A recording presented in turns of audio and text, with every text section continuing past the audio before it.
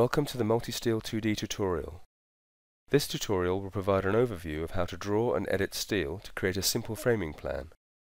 We have tailored the way we draw the steel so that we can cover the basic aspects of MultiSTEEL, as well as look at how to label steel and create simple connection details. We will also look at how MultiSTEEL automatically generates the material list information and how this data can be exported and shared for further manipulation. Please allow at least 35 minutes for the complete tutorial. Let's begin by starting a brand new drawing in AutoCAD. We can use the multi.dwt as we are working in metric, and then select Open. We are now presented with the multi-draft drawing setup. We can accept the default values of A1 and the border style, but we will change the working drawing scale to 1:25 and then select OK.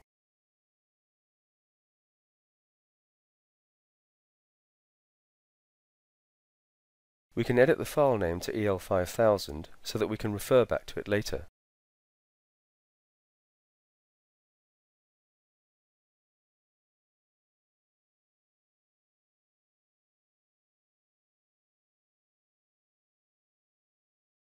As we will be using this drawing and its steel information for our other MultiSTEEL tutorials, we will save the drawing as EL5000 as shown.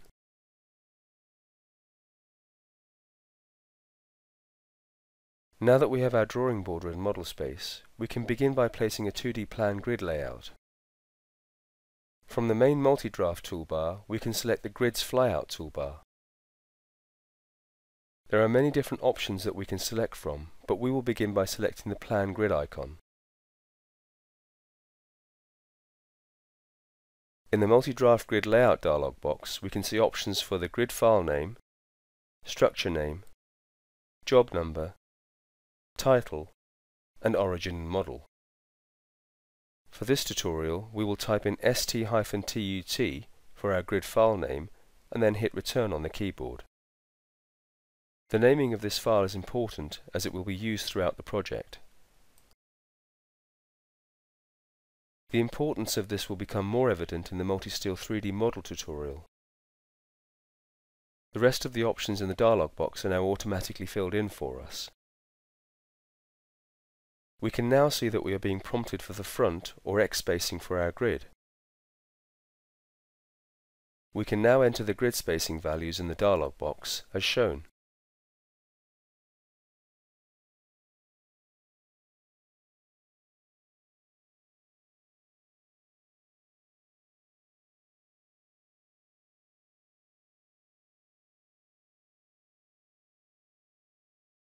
Once we have completed the front or X spacing for our grid, we can select OK. We are now prompted for the right or Y spacing for our grid.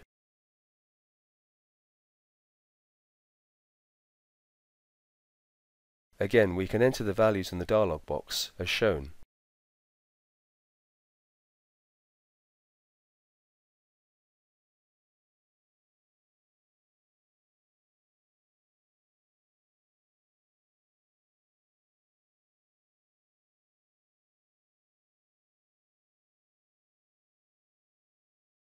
When we select OK at the bottom of the dialog box, the command line is prompting us for the bottom left start point for our grid. Once selected, the grid will be drawn and the st-tut grid definition file will also be created and saved into your working directory. The grid, dimensions and grid labels are drawn into unique layers, and these can be changed to suit your own personal or company preferences.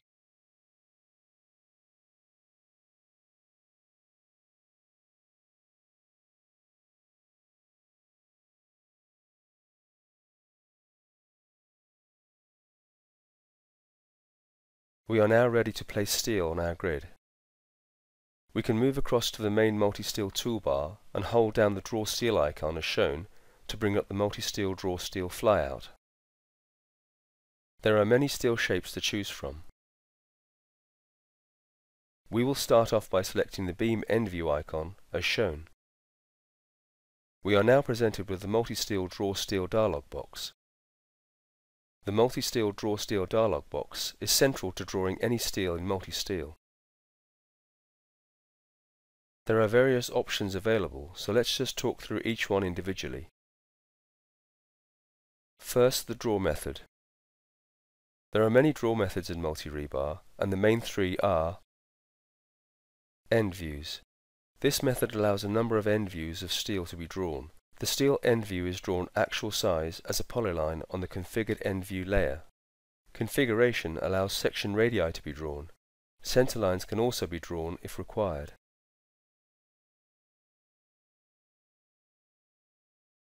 Form.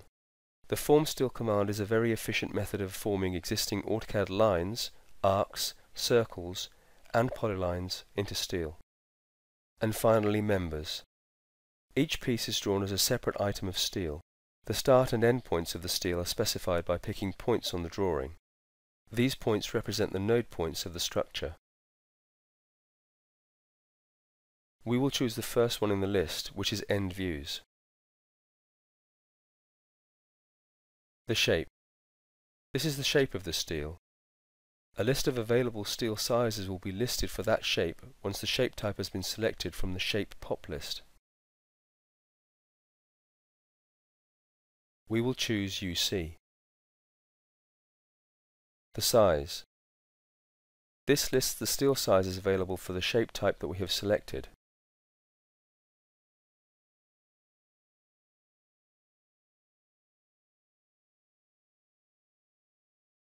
We will scroll to the bottom of this pop list and select the steel size as shown.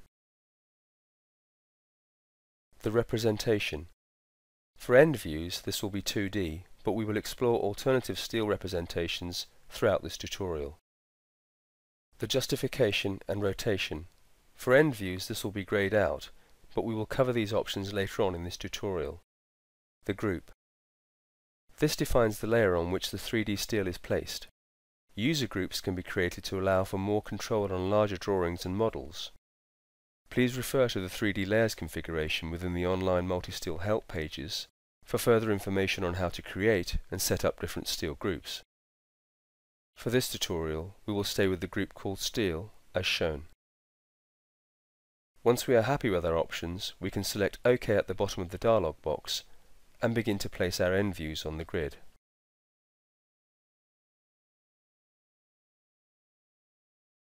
In order to ensure that we place our steel accurately, we will type O at the command line to ensure that our MultiSTEEL object running snap is active. We can now place our first steel end view on the grid.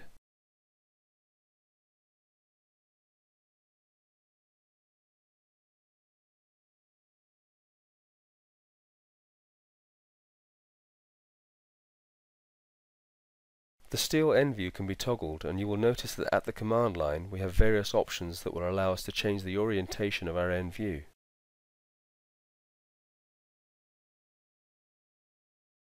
To center the end view quickly on our selected insertion point, we can type C at the command line or hit the spacebar on our keyboard, and the end view is then placed. We are now prompted to select our other steel end view or column locations, and can select all of the intersections along our top and bottom grid lines as shown. We can then enter or right mouse click to finish the command. Now that we have our columns placed, we can access the Draw Steel dialog box to use the next draw method, which is Form Steel. We can again move across to the main MultiSTEEL toolbar and scroll along the flyout for the shape and view that we require.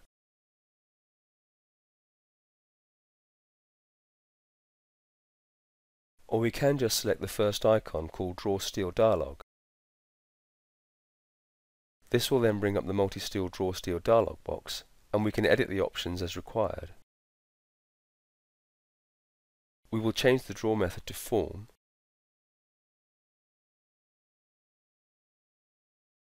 and the shape to UB. When selecting the size, we can scroll down the list of available sizes, or if we know the size, we can type this into the dialog box as shown, and then choose the weight required.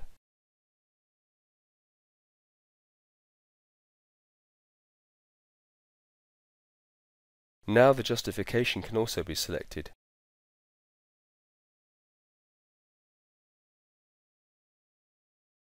Either from the pop list or by selecting the diagram within the dialog box, and this change is then reflected in our selection options as shown.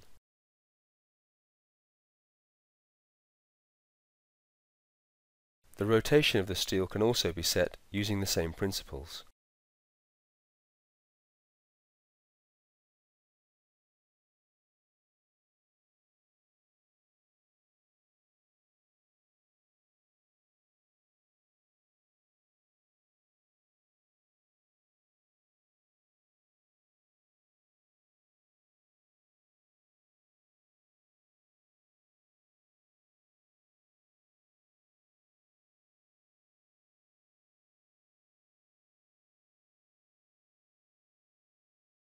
Once we are happy with our options, we can select OK at the bottom of the dialog box.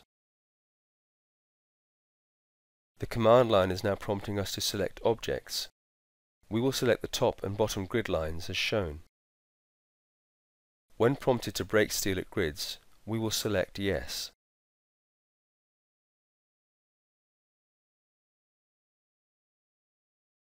Our steel has now been formed and broken at each column. We can now access the Draw Steel dialog box again to form steel at our end grid lines.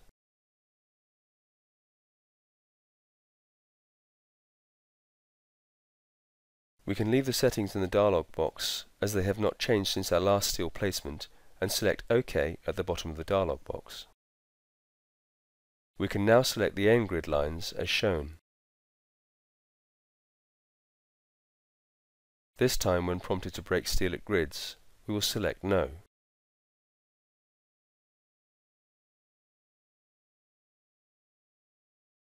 We have already used a few different ways to access the Draw Steel dialog box.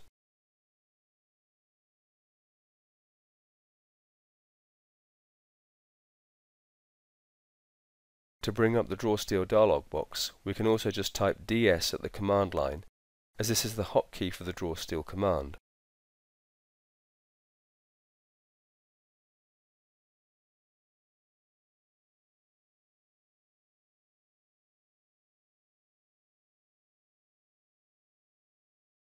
We will leave the draw method as form, but change the steel size as shown.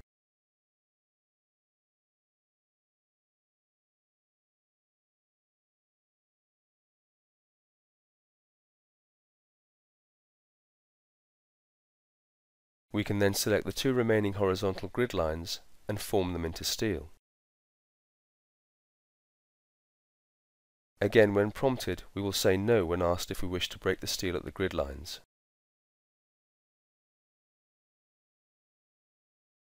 Let's now look at placing steel using members, the third main draw method in MultiSTEEL. We can again bring up the Draw Steel dialog box. We can change the draw method to members.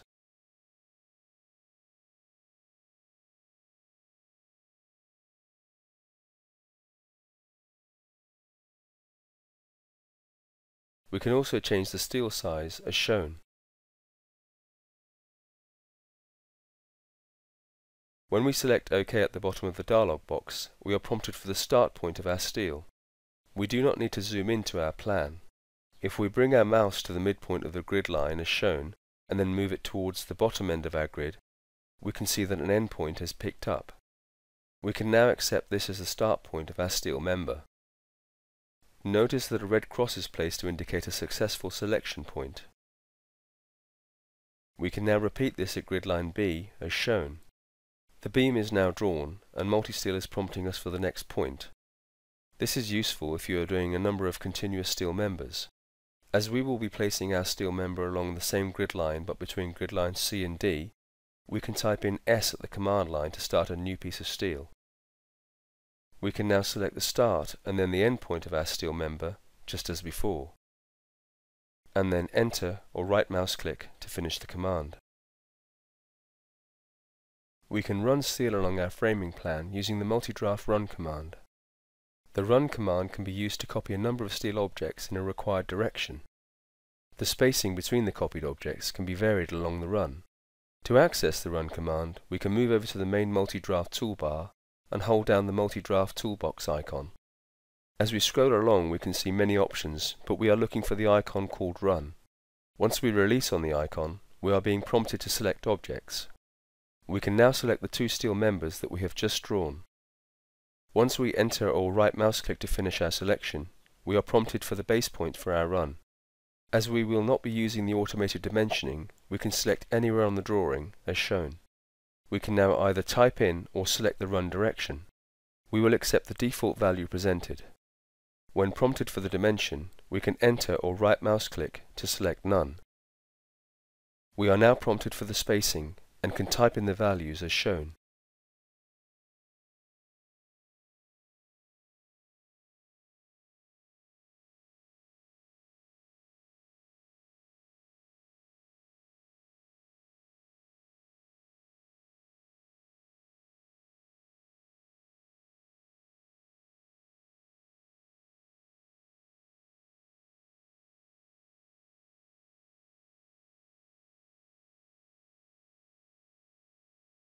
Notice that you can type in U to undo if you make a mistake or wish to change the spacing.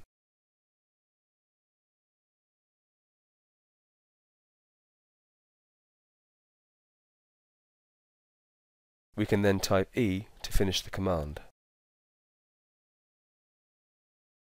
We can also label steel on the drawing. Steel labels can be added by accessing the MultiSTEEL label steel flyout and selecting Show Labels. Steel can be labelled individually, by a window, or by a crossing box selection. We will create a crossing box selection at the right end of our frame, as shown. The steel labels are now placed. Labels can be gripped to new locations, and this location will be retained. The layer, font, and style can also be changed to suit your own personal or company preferences. If we again access the Label Steel flyout, but this time select the Remove Labels icon, we can choose to remove individual labels, or we can enter or right mouse click to select all to remove all steel labels. We have seen how easy it is to draw and label steel. We will now look at how easy it is to edit steel using MultiSTEEL. To edit steel, we can move across to the main MultiSTEEL toolbar and select the Edit Steel icon. When prompted, we can select our secondary steel members as shown.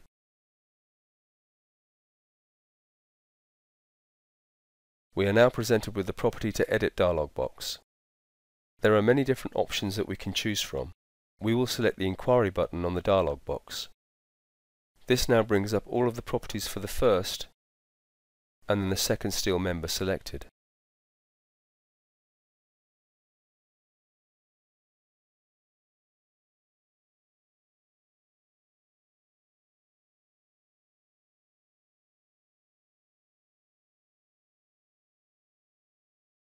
Once we are returned to the main Property to Edit dialog box, we will select the Size and Shape option.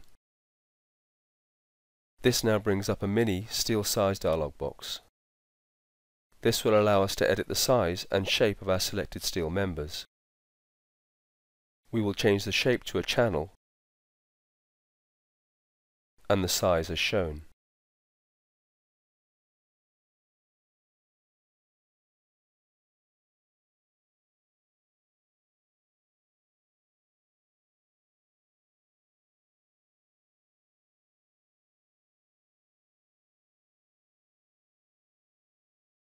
Once we select OK, the size and shape have been changed. Notice that the justification remains as it was when the steel member was a beam. Now that the steel member has been edited to a channel section, we will choose to edit its justification to its back mark or top left justification. We can select justification from the main Property to Edit dialog box, and then select the justification to top left from the pop list as shown.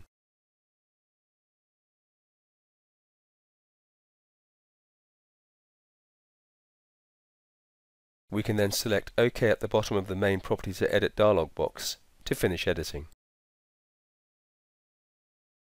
With certain non-symmetrical steel shapes, it may be necessary to swap the start and end directions to give a mirrored view of the shape.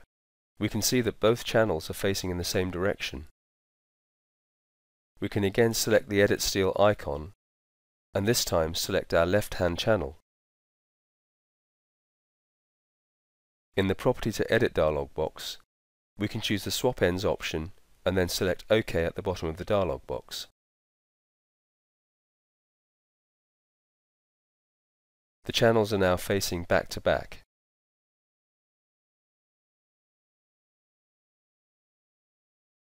A number of separate pieces of steel can be merged together into one piece of steel by using the MultiSTEEL command. We can use the Edit Steel icon, but this time we will scroll along the flyout until we locate the Merge Steel icon. We can now select our beams to merge, as shown.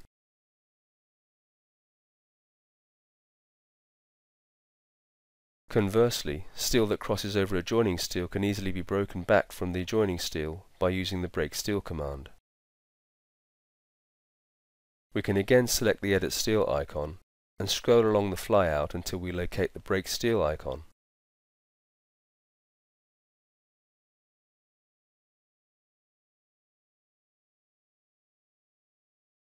We can select the steel to be broken, then select the beam where our selected steel cross as the break path, as shown.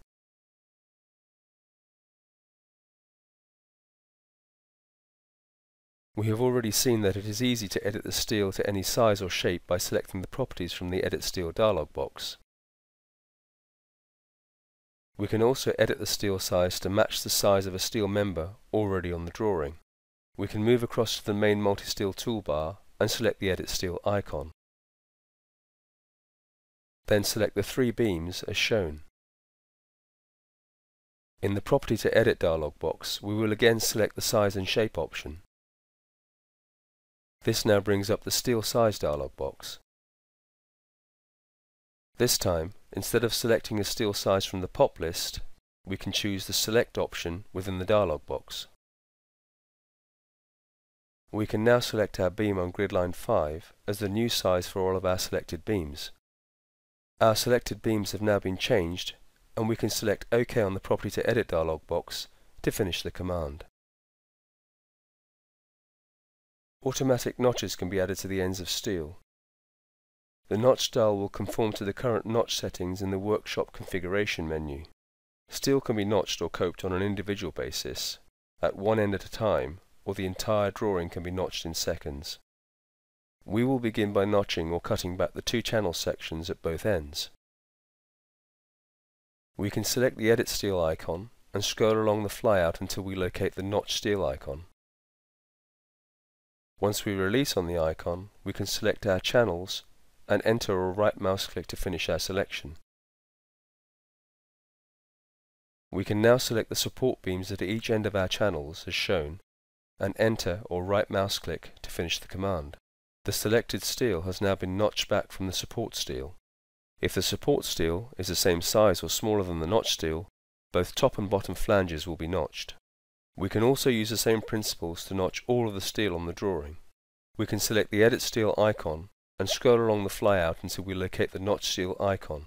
When prompted to select objects, we can enter or right mouse click, and we are presented with a dialog box that asks if we wish to select all steel. We will choose Yes. When prompted to select objects again, we can enter or right mouse click, and we are presented with a dialog box that asks if we wish to select all steel. We will again choose Yes. All of the steel on the drawing has now been notched. If some of the steel has not been notched, it may mean that the steel stick lines do not touch the adjoining steel stick line exactly. You can use the AutoCAD Grips command to edit the steel stick lines to ensure that they do touch exactly. We will now look at dimensioning some of our steel. To assist in dimensioning the steel, we will turn some of the steel layers off. We could use the AutoCAD layer tools, but in this instance we will look at how the multi-draft layer tools can help to make this easier. We can access the multi-draft layer flyout from the main multi-draft toolbar and scroll along until we locate the Layer Off icon. We are now presented with the Layers to Turn Off dialog box. We could choose to select all or individual layers from the list, or use the Select option to select layers from the drawing. We will select the Groups option. The Layer Groups dialog box shows us all of our current layers in use on the right-hand side, and we can choose to create user groups to group certain layers that we wish to manipulate as a whole. For this tutorial, we will select Group 1 and choose the Select All option, and then OK at the bottom of the dialog box. In the Layers to Turn Off dialog box, we will choose the Select All option, and then OK at the bottom of the dialog box. All of the layers in our Group 1 have now been turned off, and we are left with our Stick 2D layer. We can now begin to easily dimension our secondary steel members using MultiDraft's dimension tools. We can access the MultiDraft dimension tools from the main MultiDraft toolbar. There are many options available from the flyout toolbar, but we will select the first icon, which is the horizontal dimension icon. Once we release on the icon, we are prompted for our first point, or we can enter or right mouse click to provide us with the option to select objects. We can now select all of our secondary steel members as shown. We can enter or right mouse click to finish our selection, and then we are prompted for our dimension line location. We can now pick a point below our steel frame as shown. Our secondary steel has now been dimensioned. We can now turn on all of our layers using the MultiDraft layer tools. We can again access the MultiDraft layer tools flyout and scroll along until we find the Layer On icon. In the Layers to Turn On dialog box, we can choose the Select All option and then OK at the bottom of the dialog box. All of our layers are now back on. Now that we have our steel frame drawn, we can look at how easy it is to create connection details. We will look at how to create a beam to column connection with end plate and bolts.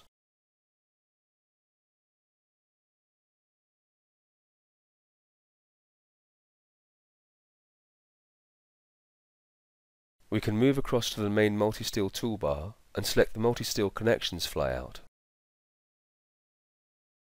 As we scroll along the flyout toolbar, we can see that MultiSTEEL 2D has an extensive range of options and configurations that allows you to quickly create detailed connections.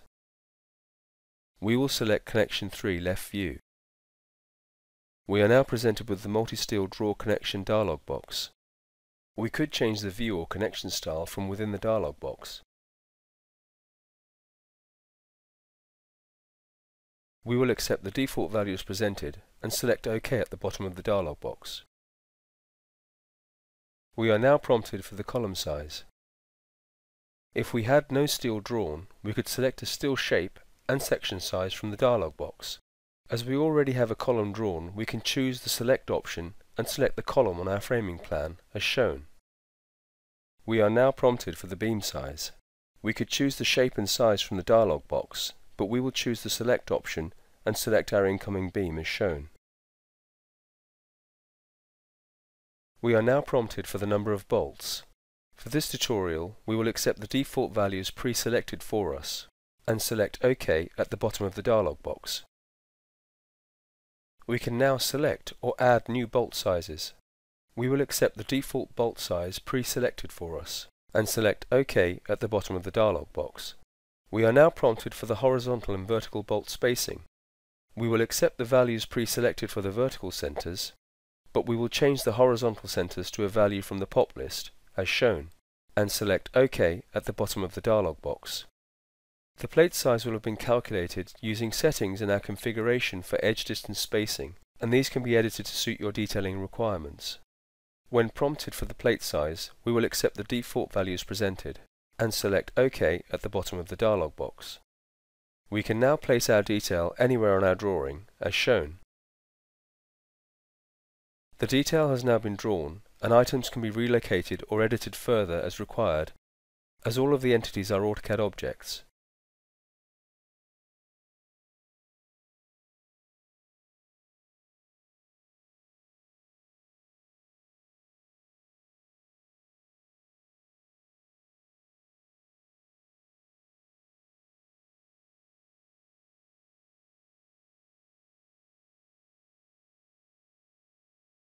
You may notice a magenta tag at the insertion point of the detail.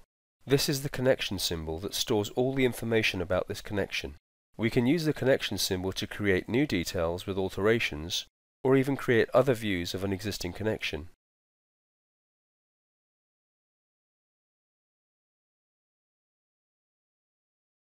To create an alternative view of our connection detail, we can move across to the MultiSTEEL Connections flyout. We can scroll along to our connection type and then the view that we require as shown. In the Draw Connection dialog box, instead of drawing the detail as we have just done, we can select the Next View option. We are now prompted to select the detail connection to retrieve.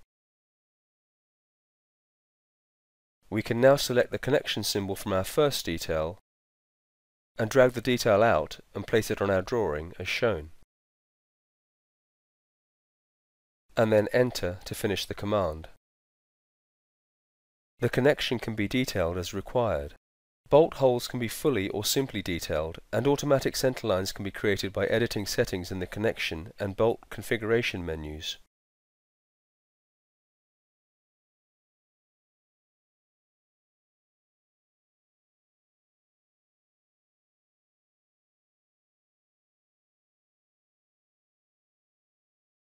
We have seen that steel members can be easily labelled in MultiSTEEL. Now let's look at how the material list can be generated. We can move across to the main MultiSTEEL toolbar and select the Add Items icon from the Material List toolbar as shown. This command gives each selected piece of steel a unique steel number and adds each item to the drawing material list. The item numbers can be used for fabrication purposes, but also to track steel between the 2D frame drawings and the 3D model. Once we release on the icon, we are prompted to select objects. We can select all of the steel on our framing plan as shown. We are now presented with the Add Items dialog box. The item number can be changed, but we will accept the default value presented. We will select our frame name from the POP list. This will be the prefix for all of our named steel. We will accept the default value presented for steel to name. We will also accept the default value for display item labels. We will change the Update Material List setting to On, and then select OK at the bottom of the dialog box. When prompted, we can place our material list anywhere on our drawing as shown.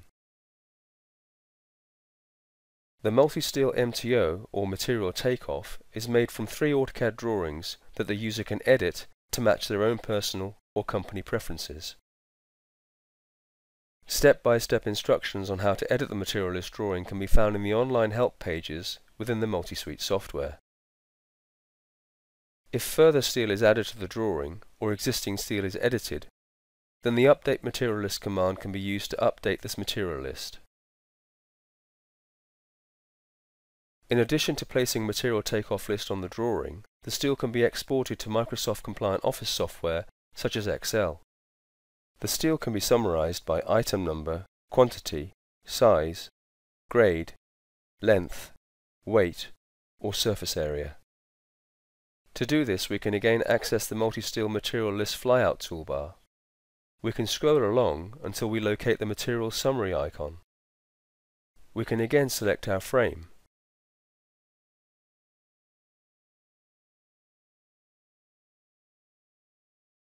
This time the selected steel information is reported in the MultiSTEEL Report Summary dialog box.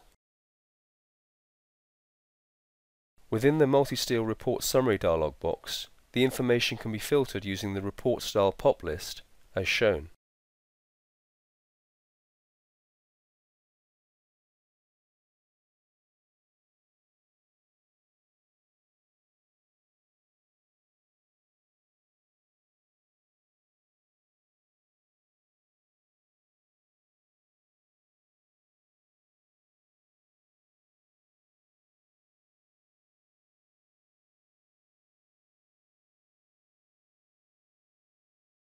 The filtered summary can be placed on the drawing as a material list, or alternatively can be exported to a file.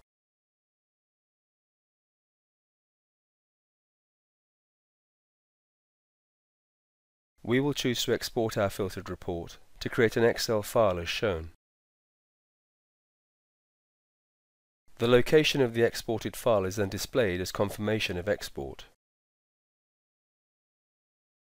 This file can then be opened in Excel for further data manipulation, reporting and costing. Congratulations! You have now completed MultiSTEEL Tutorial 1. This tutorial has given you an introduction into using some of the multi-draft and MultiSTEEL 2D commands. As the drawing progresses, you will need to use other AutoCAD and MultiSTEEL 2D commands to add annotation and to further edit the drawing. Please refer to the AutoCAD and Multisuite user guides for further information.